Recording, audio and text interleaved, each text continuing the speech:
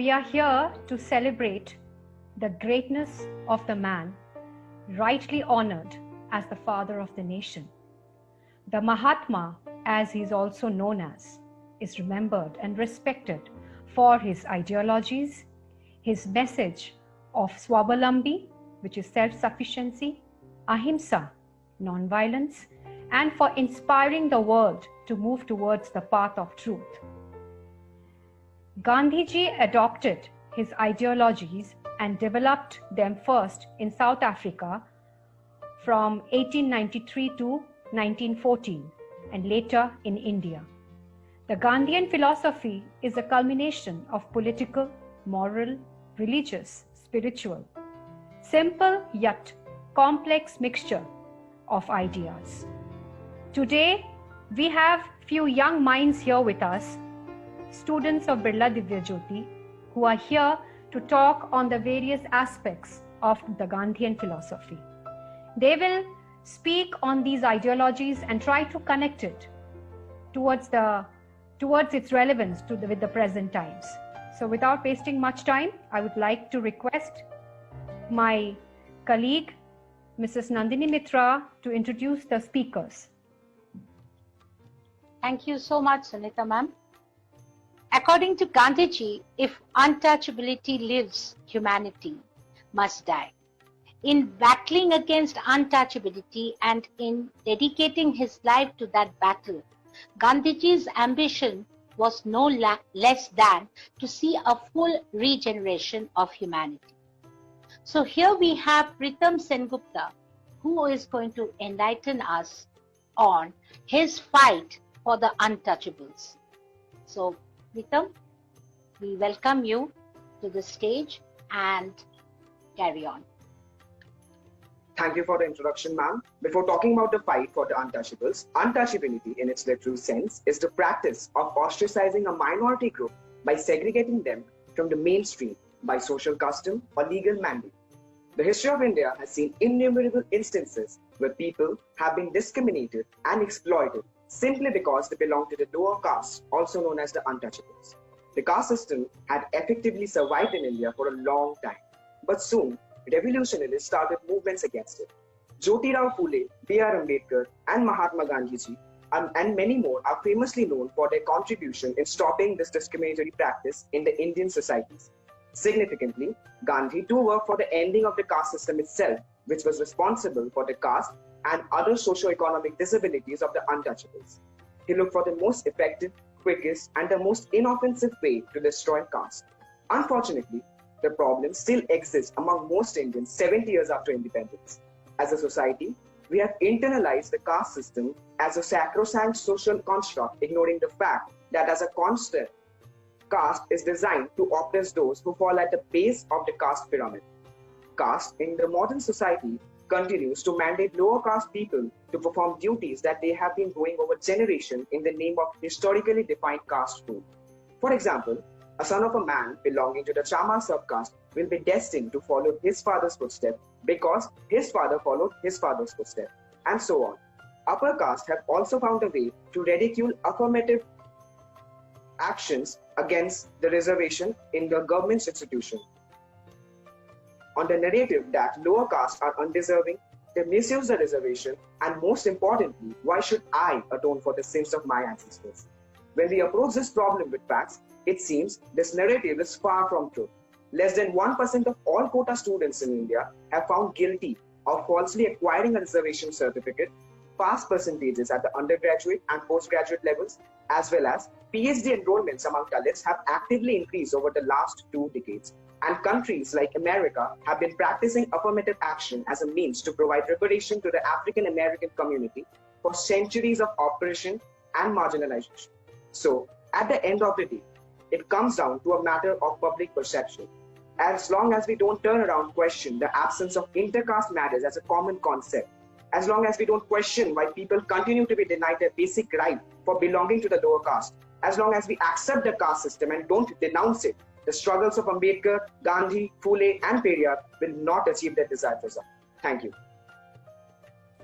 Thank you so much, Ritam, to enlighten us on this excellent topic that was chosen by our teacher on Gandhiji's fight for the untouchables. Now we have Ashlyn.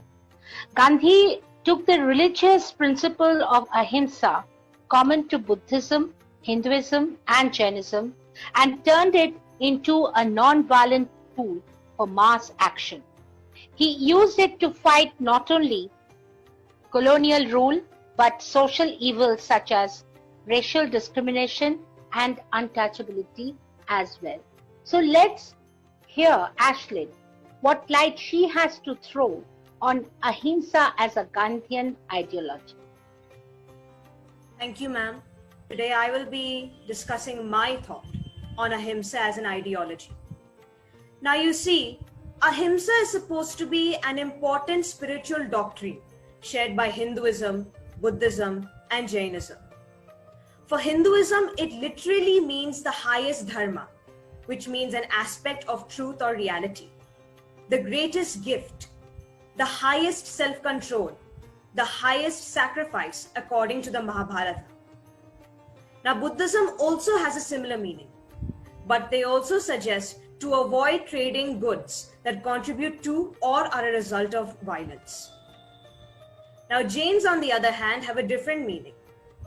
Their meaning, to them, ahimsa means not to hurt any living creature, not even a fly. But the most important advocate of this principle, ahimsa, was Mahatma Gandhi. The meaning is simple. For Gandhiji, ahimsa means non-violence, non-injury, and the renunciation of the will to kill or hurt any living thing. Yes, we've already read all about him. During the struggle of independent India, he used no weapon. Instead, he had successfully implemented the rule of non-violence. All his experiments in ahimsa had taught him that non-violence in practice means common labor with the body. Now, whoever follows this doctrine basically has no enemies. If you express your love in such a manner that it impresses itself upon your so-called enemy, he or she will return that love. Now, you must be wondering what kind of love I'm talking about regarding this society. Now, it's very simple, honestly, to me. There are 4 points you all must remember. It's to forgive others, to counsel the doubtful, to be patient, and to instruct the ignorant. This way, we can create a humble and humane society that follows ahimsa. Just like learning lessons in everyday classes, we should take some time to learn ourselves and to see how our life impacts others, how your inner peace can bring peace to others. Thank you. Thank you so much, Ashlyn. It's indeed that non-violence is the greatest force at the disposal of mankind. Now, joy lies in the fight, in the attempt, in the suffering involved, not in the victory itself, said the great man.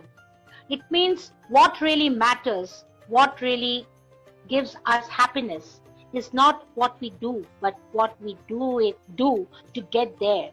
It doesn't matter if you win or not. What matters is that you tried. This tells us why Gandhi called the movement a Satyagraha, a movement based on non-violence, a force of truth and love. We have Stuti Chetri, who is going to speak on Salt Satyagraha that Gandhiji followed. A very good evening to everyone present here. In a gentle way, you can shake the world. Quoted by the father of our nation, Mohandas Karamchand Gandhi, the Salt Satyagraha has a huge impact in today's world. The 24-day movement lasted from 12th March 1930 to 6th April 1930. Walking 10 miles a day, the march spanned over 240 miles from Sabarmati Ashram to Dandi. The Salt Satyagraha or Dandi March drew worldwide attention to the Indian independence movement. But most importantly, it was a ray of sunshine for India. We tasted the spark of freedom and how much it meant to us. Satya, which means truth, and Agraha, which means insistence, changed the world's perspective. Today, we live in a free India. With that freedom comes our responsibilities and duties as a citizen. We are united as one nation without discrimination between different castes, creeds, etc. We live in a busy world where most people care about their own lives first. We tend to forget the efforts and sacrifices of those who walked along with Gandhi was not just for them, but for the whole nation and the future generation. Today, it seems that we are divided in different bases. But in the time of crisis and threat to our country, we stand and work together, forgetting our differences, which is a legacy of our movement. We learned that violence is detrimental to the society as a whole. They taught us how powerful and how strong the truth is.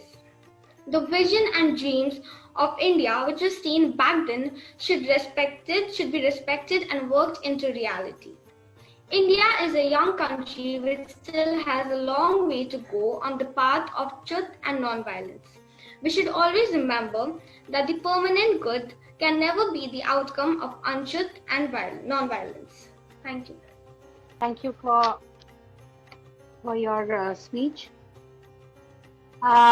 Okay, now it is, we all know that non-violence is mightier than the mightiest weapon of destruction devised by the ingenuity of man.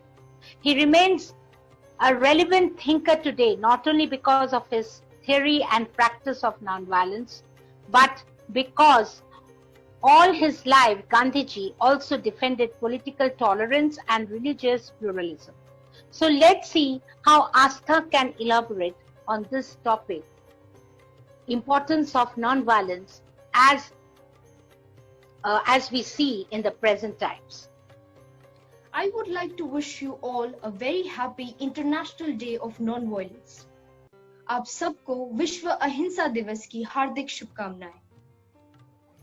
Truth is never illustrated through the ways of non-violence. This is one of the guiding principles laid down by the greatest soul, Mahatma Gandhi. He was always convinced with the fact that non-violence is the only way to defeat violence itself.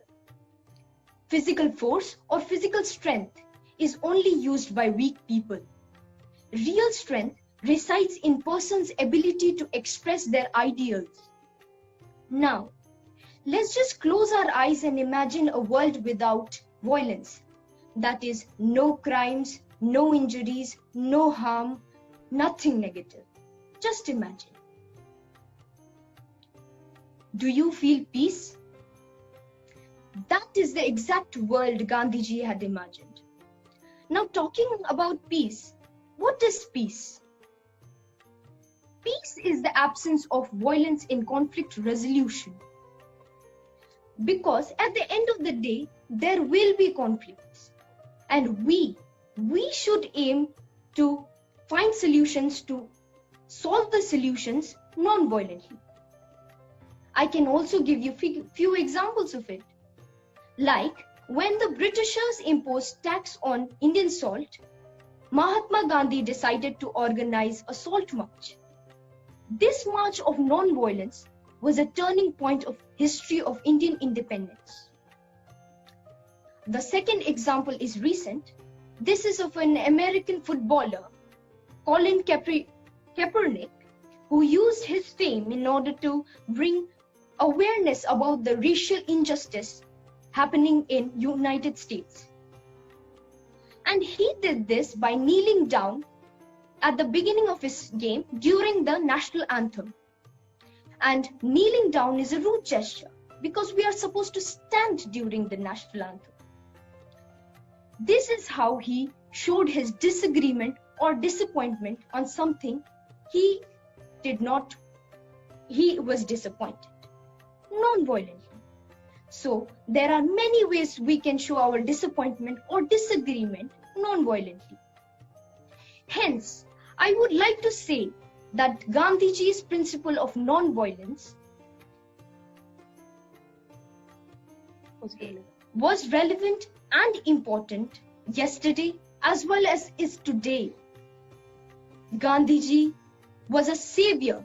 He was a fighter, and hence he is called Bapu. Thank you. Okay, thank you so much, Asta. Next, we have Priyasha Burman, who is going to enlighten us on Gandhian principles, how they are applicable in the present times.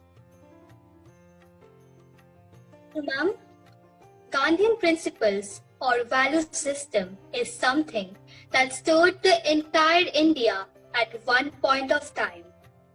This value system has given the nation the principles of truth, satya, non-violence, ahimsa, welfare of all, sarvodaya, and peaceful protest, satyagraha. Today I am going to speak about Gandhian principles connected to present times.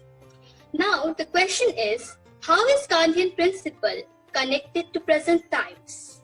In the present time, Gandhian principles help into reshape the lost mortality, regain humanity, etc. One of Gandhian principle, truth, the core values of Gandhian philosophy. In the present time, this principle of truthfulness to self and to the world is essential for students in the current context to excel in future life.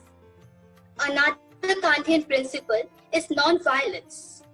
In present times, when social and personal stability of the global scenario is at stake due to various threats, this powerful principle taught by Gandhiji can be of inestimable value.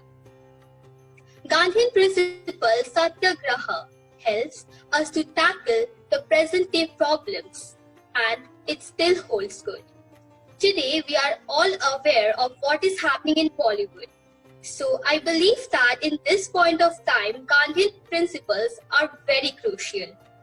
To conclude, I would like to say that no matter how educated we are, Gandhiji's principles are very important for us to be a good people. Thank you. Thank you so much, Priyasha. Now we are all familiar with Gandhiji's Champaran Satyagraha. So today Anushika Goyal is here to speak a few words on Gandhiji's Champaran Satyagraha and its importance. Thank you, ma'am. The Champaran Satyagraha of 1915 was the first Satyagraha movement led by Gandhi in India and is considered a historically important revolt in the Indian independence movement.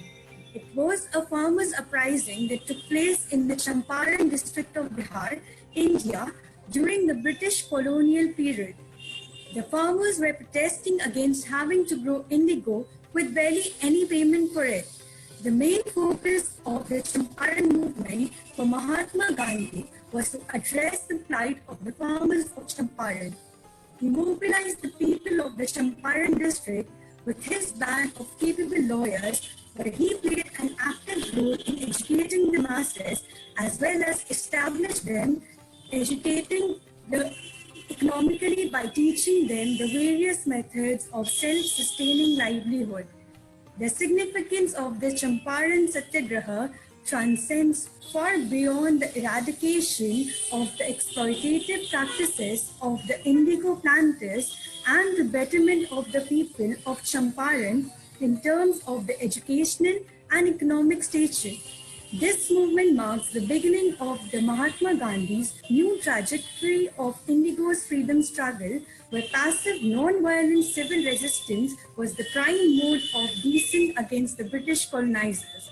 Thus, I would conclude by saying that this movement also contributed successfully in India's independence. Thank you. Thank you, Anushika. Thank you so much. Now, Gandhi always believed that India is a nation capable of economic self-sufficiency without the foreign supremacy, and the unity transcending religion would make up for a stronger nation. He believed that one must not lose faith in humanity. Humanity is an ocean. If a few drops of the ocean are dirty, the ocean does not become dirty at all. Well, I must say that all the students spoke really very well, and thank you for sharing your outlook on the various ideologies of Mahatma Gandhi and trying to seek its relevance in the present times. The greatness of this man cannot be denied, cannot be forgotten. He is living forever in each generation in his philosophies. In his famous book Hind Swaraj, Mahatma Gandhi had once declared that British rule was established in India with the cooperation of the Indians and had survived only because of this cooperation. If Indians refused to cooperate, British rule in India would collapse within a year and Swaraj would come. This he had declared in the year 1909, and it holds so true that unity of a country, that is what he had always strived for. Unity, brotherhood, and fraternity. I would like to conclude today's session with this famous quote by Gandhiji, where he had once said, "When I despair, I remember that all through history, the ways of truth and love have always won. There have been tyrants and murderers, and for a time, they can seem invincible, but in the end, they always fall. Think of it always." Thank you, students. Thank you, my dear colleagues, Nandini ma'am, and our technical team, Prashant sir. Thank you so much.